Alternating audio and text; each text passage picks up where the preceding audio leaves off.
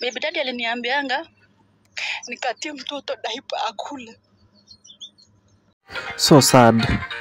This is Kalenjin, secular artist Omomo Boss ambaye alikuwa amenyamaza kwenye game, but recently juzi amekuja online pale TikTok kurasa wake na kufunguka machungu na makubwa, kwa maana yeye alikuja akasema ya kwamba baby daddy wa mtoto wake aliweza kumwacha yeye na mtoto.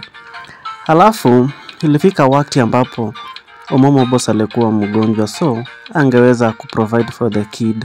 Akampigia simu baby daddy, so baby daddy akamwambia kwamba so unaweza katakata diapers umlishe mtoto. So sad.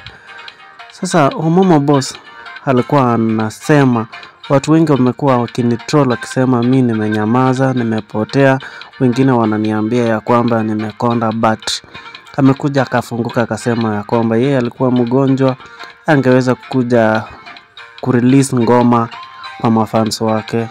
Alafu tena alikuwa na challenge pale nyumbani, kwa maana yeye ni sole provider kwao nyumbani. Alafu bado alikuwa na lisha mtoto ama kushughulikia mtoto na kid ako shule. So sijui uko na yepi ya kusema mtazamaji wa P Media. Nataka tu tuandikie kwenye comment section tujue maoni yako kuhusiana na hili. Tunamwambia tu Omomo Boss mambo itakuwa fiti.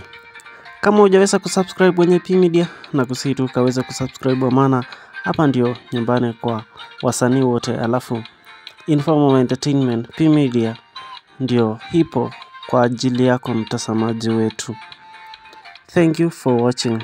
Acha nikupatie Omomo Boss akiongea hapa. Home ni mimi. Mimi ndio baba na mama wa mama yangu nyumbani. Mimi ndio baba na mama wa mtoto wangu. So I told myself, if I kill myself, mtoto atateseka.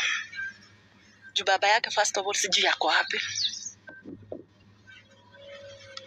Na ile maisha yenye nilikuwa nataka kupea mtoto wangu, hakuna mtu mwenye anaweza mpea. So the only thing that is keeping me alive is my child. Mtu hawezi kuja kunipigia kifua saa hii ati nilikutoa huku na huku nini.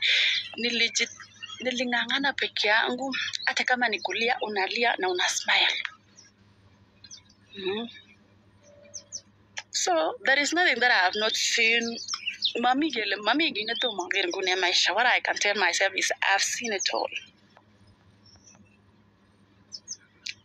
It was only me and my daughter versus the world.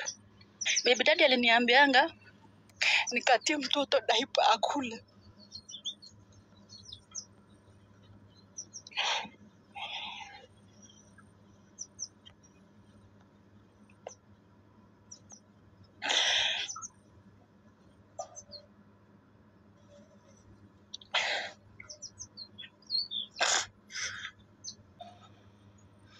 That is why niliacha kumsimbia nikimwambia anisupport.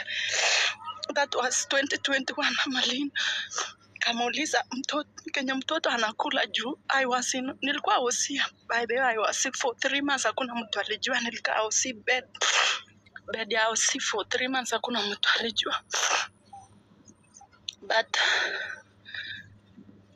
nikamuuliza baby daddy juu niko hospitali saa siwezi raise mtoto.